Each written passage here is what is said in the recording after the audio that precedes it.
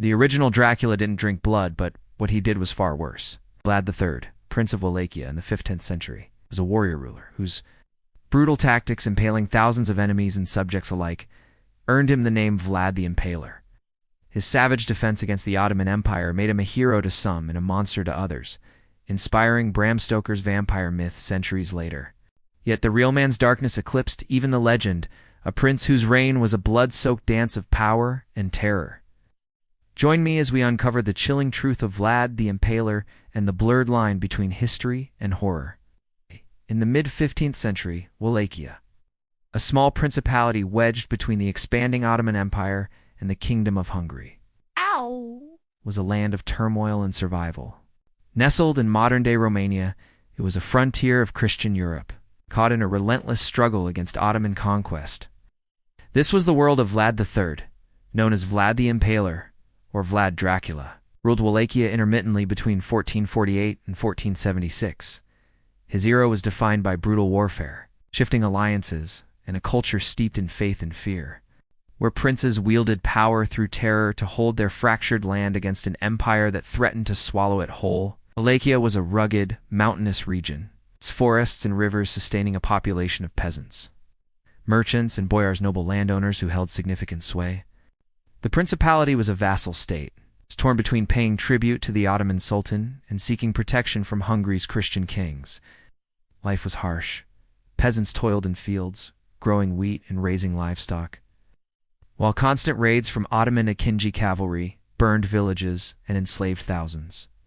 Religion dominated. Orthodox Christianity unified Wallachians, with monasteries as cultural and defensive hubs, but fear of Ottoman Islam fueled crusading zeal. Political intrigue was rampant. Boyars schemed for power, and princes often met violent ends, their thrones contested by rival factions. The Ottoman Empire, under sultans like Mehmed II, the conqueror of Constantinople in 1453, was a juggernaut, its armies disciplined and vast. Wielding curved swords and early cannons, Wallachia's survival hinged on diplomacy or defiance, often both. Princes paid jizya tribute to avoid invasion, but resistance meant war. The 15th century was also an age of chivalry and brutality. Knights in Hungary dreamed of crusades. While torture and executions were common tools of control, across Europe the fall of Constantinople sent shockwaves, rallying leaders to defend Christendom, though resources were scarce. Wallachia, a buffer state, bore the brunt of this clash, its people living under the shadow of conquest. Vlad III, born around 1431, grew up in this crucible.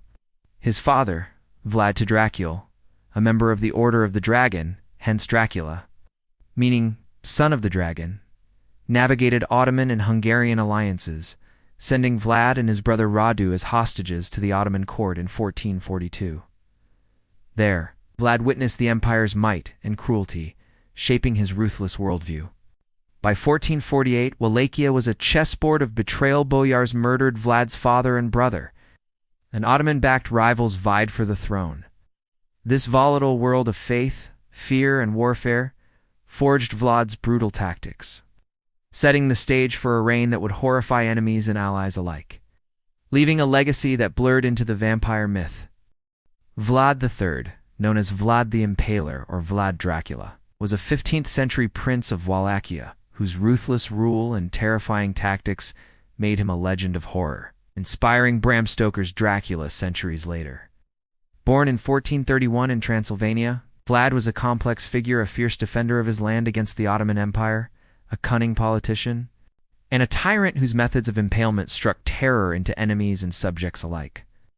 His life was a whirlwind of exile, revenge, and power struggles, a man shaped by betrayal and war. His legacy blurs the line between hero and monster in a turbulent era. Vlad was of noble birth, the son of Vlad to Dracula, a voivode prince of Wallachia, and member of the Order of the Dragon, a chivalric group defending Christianity against the Ottomans. The name Dracula means son of the dragon, a title Vlad embraced. Physically, he was described as tall and strong, with a long mustache, piercing green eyes, and a hooked nose. His appearance as intimidating as his reputation. Raised in Saisawara, he learned swordsmanship, horsemanship, and Latin. But his childhood was shattered in 1442, when he and his brother Radu were sent as hostages to the Ottoman court.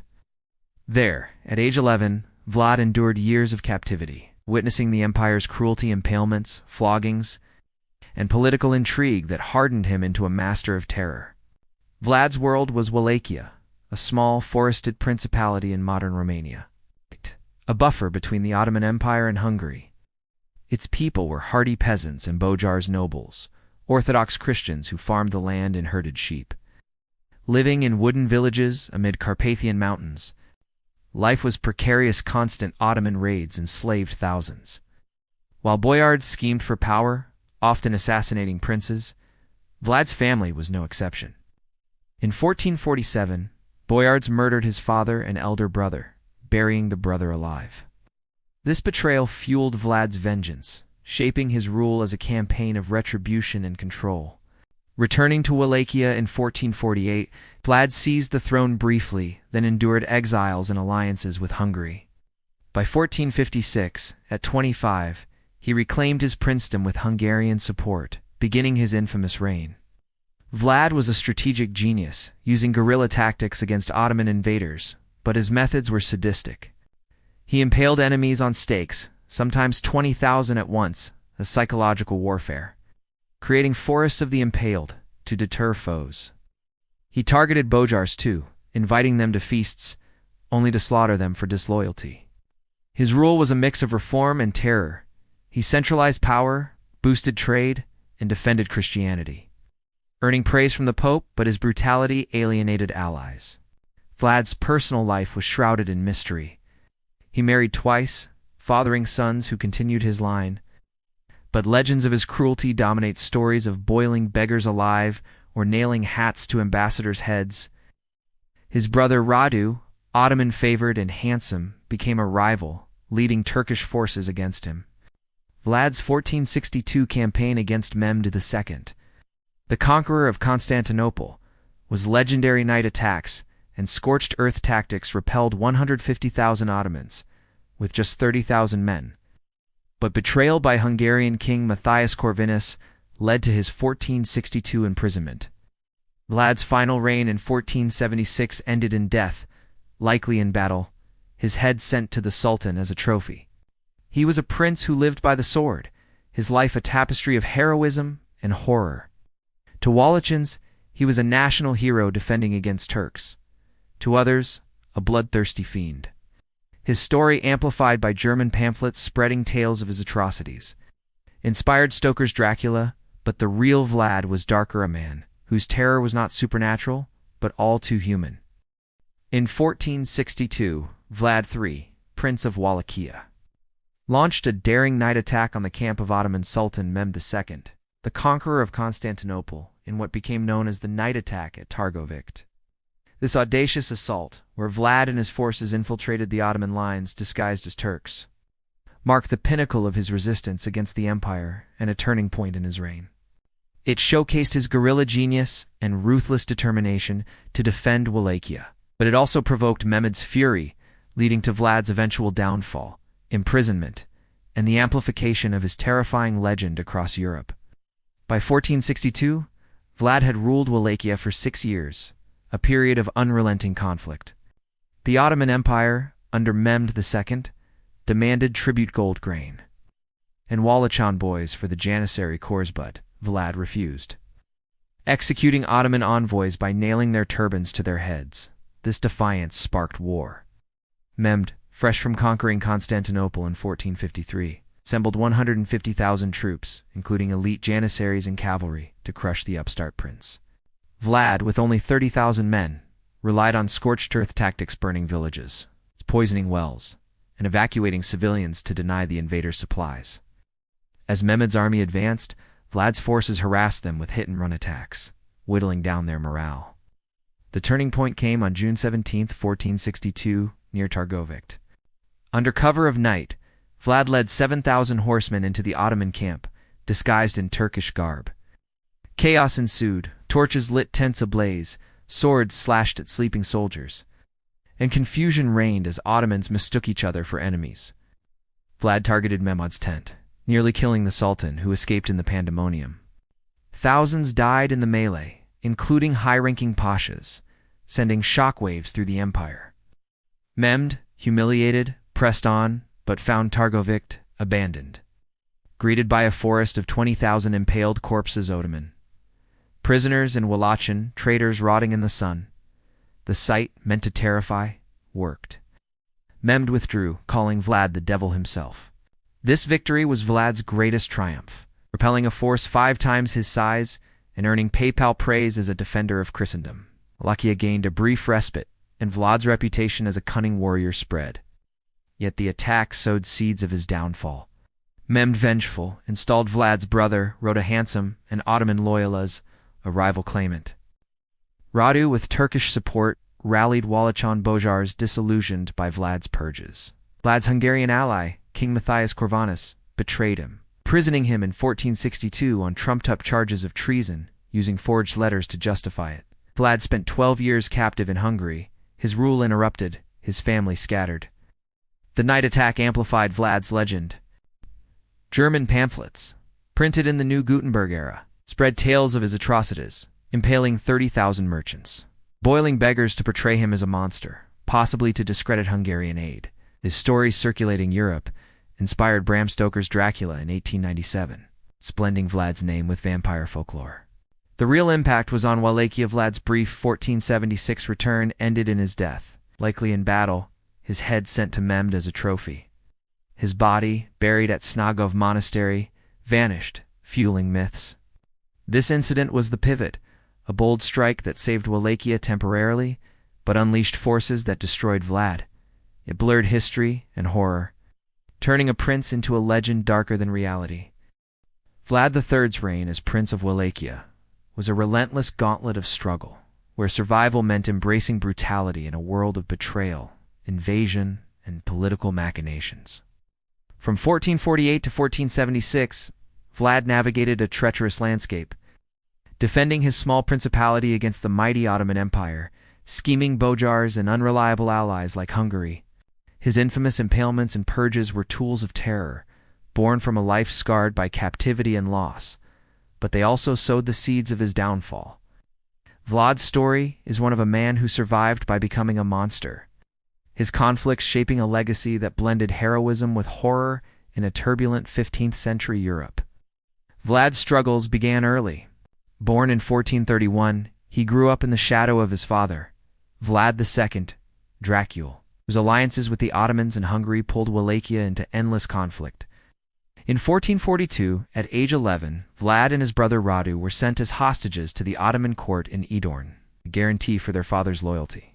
There, Vlad endured years of psychological torment, witnessing executions, learning Turkish military tactics, and facing the constant threat of death.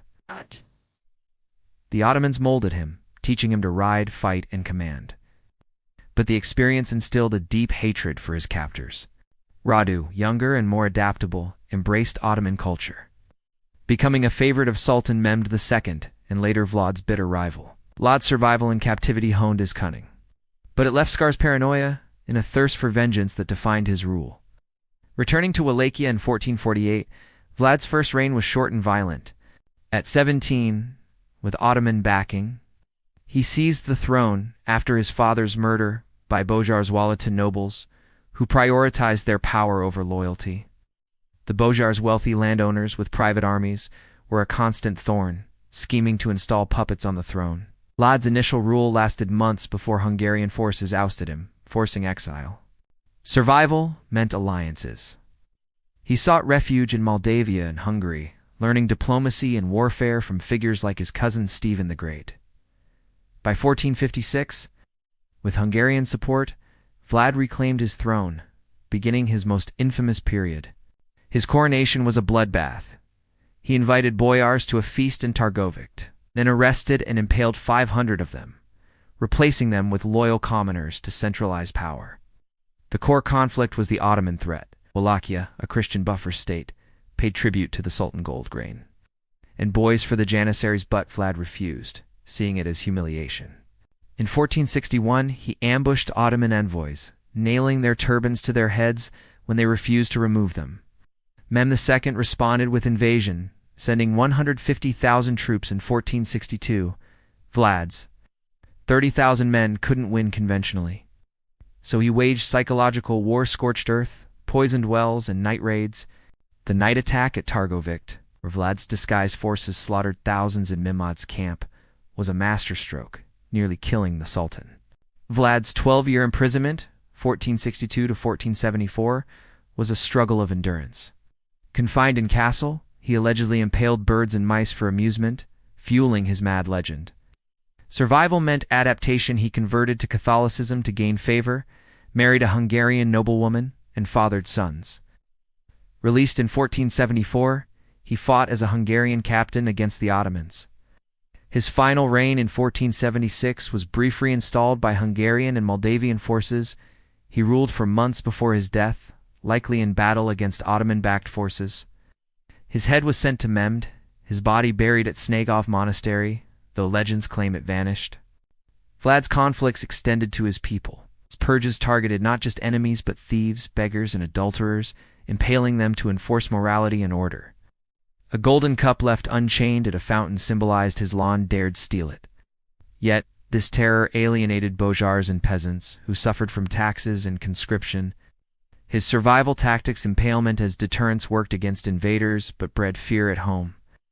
Externally, he clashed with Saxon merchants in Transylvania, impaling them for disloyalty, prompting German pamphlets that exaggerated his cruelties, spreading tales of 80,000 impaled victims. Vlad's legacy is a conflict of interpretation. To Romanians, he's a national hero, a defender against Turks, celebrated in folklore and statues. To others, he's a sadist, his methods worse than legend. Bram Stoker's Dracula 1897 drew from these tales, blending Vlad's name with vampire myths. Survival for Vlad meant terror, but it cost his throne and life. His struggles against empires, traitors, and his demons highlight a man who bent the world to his will, only to break under its weight. Vlad III's turbulent reigns as Prince of Wallachia ended in mystery and violence in late 1476 or early 1477, when he was killed, likely in battle against Ottoman forces or assassinated by disloyal boyars, his head severed and sent as a trophy to Sultan Mehmed II. This grisly death marked the outcome of a life defined by defiance, leaving Wallachia unstable, and his legacy a mix of heroic recognition and deliberate erasure. Celebrated as a national hero in Romania for his stand against the Ottomans, Vlad's story was twisted into horror tales across Europe. His true contributions overshadowed by sensational pamphlets that inspired the Dracula myth, while his personal history remains fragmented in the annals of time. The immediate outcome of Vlad's death was chaos in Wallachia. Without a strong leader, the principality fell deeper under Ottoman influence, with his brother Radu and later Basarab Laiota vying for the throne amid boyar infighting. Vlad's sons, Minia and Vlad IV, later ruled briefly, but the family's power waned. Wallachia became a vassal state, paying tribute to the Sultan. Its independence eroded until the 19th century. Vlad's fortifications and reforms, centralizing power and boosting trade, provided short-term stability, but his terror tactics left a scarred society, with boyars wary of strong princes. His death also ended direct threats to Mehmed, allowing the Sultan to focus on other conquests. Recognition of Vlad began almost immediately, but in dual forms. In Wallachia and Romania, he is revered as a patriot. Folklore portrays him as a just ruler punishing corruption, with tales of his golden cup left unchained at a fountain to test honesty. Romanian nationalists in the 19th century, like Mihai Eminescu, celebrated him in poems as a defender against Turks, and today statues in Târgoviște and Bucharest honor him. In 1976, Romania issued stamps for his 500th anniversary, and his image graces tourism, with Bran Castle marketed as Dracula's Castle, despite loose connections. Orthodox Church chronicles praise his monastery donations, viewing him as a Christian warrior. Yet erasure and distortion dominate Western perceptions. German pamphlets from the 1460s, printed in Nuremberg and Vienna, spread exaggerated tales of his atrocities, impaling 40,000 people, boiling mothers and children, to discredit him and justify Hungarian imprisonment. These Dracula stories, illustrated with woodcuts of impaled victims, circulated widely, shaping his image as a sadist. Russian chronicles echoed this, calling him Dracula the Evil. Bram Stoker's 1897 novel Dracula drew from these, blending Vlad's name and history with vampire folklore, creating a fictional count that overshadowed the real prince. Hollywood adaptations, like Bela Lugosi's 1931 film, cemented the myth, erasing Vlad's strategic brilliance and Wallachian context. Erasure extends to historical records. Ottoman accounts, like those by Tursun Beg, dismiss him as a rebel, minimizing his victories to glorify Mehmed. Wallachian chronicles, often boyar-written, vilify him for his purges. No personal writings survive, and his grave at Snagov Monastery is empty, fueling legends of his undead return. Gender erasure is evident. Women like his wives Ilona and Justina, or Mother Knyazhna, are barely mentioned, their roles in court lost. Colonial and Cold War biases further sidelined Eastern European history, with Vlad reduced to a horror icon rather than a complex leader. Today, Vlad's outcome resonates in popular culture and scholarship. Films like Dracula Untold, 2014, romanticize him as a tragic hero, while historians like Kurt Treptow in Vlad III Dracula, 2000, highlight his anti-Ottoman role. Tourism in Romania capitalizes on the myth, but efforts like the 2019 restoration of Poenari Castle aim to separate fact from fiction. His erasure reflects broader historical neglect of non-Western figures, but recent interest in global histories revives him. Vlad's life, outcome of survival through terror, warns of power's double edge, a prince whose legend outlived him, darker and more enduring than reality. Vlad III, the Prince of Wallachia, was a figure forged in the fires of a brutal era, his life a testament to the extremes one man would go to defend his land and legacy. From 1448 to 1476, his reigns were marked by relentless resistance against the Ottoman Empire, using terror impaling thousands as a weapon to protect Wallachia. Yet, his savagery, born of betrayal and captivity, cost him allies, his throne, and his life, leaving a legacy that teeters between heroism and horror. The real Vlad, far darker than Bram Stoker's fictional Dracula, was a warrior prince whose actions challenge us to weigh the cost of survival against the price of cruelty. Vlad's story forces us to confront a timeless question. When does a defender become a monster? His impalements shocked the world, but they held back an empire against impossible odds. Erased by Western narratives that turned him into a vampire myth, his true role as a guardian of Christendom and a symbol of Romanian resilience deserves remembrance. As one historian noted, Vlad was no demon but a man who chose fear over surrender. Let his tale remind us to look beyond legends, to honor the complex figures history forgets, and to reflect on the thin line between justice and terror in a world at war. Vlad the Impaler, as blood-soaked reign, as Wallachia's prince, was a saga of defiance and terror, a true story darker than the Dracula myth it inspired. His brutal stand against the Ottomans saved his land but sealed his fate, blurring history with horror. If Vlad's tale of heroism and cruelty captivates you, share it with a friend who loves unraveling the truth behind legends. Let's keep exploring the shadows where history hides its fiercest warriors. Stay tuned for more stories of forgotten figures and the worlds they shaped. More secrets await.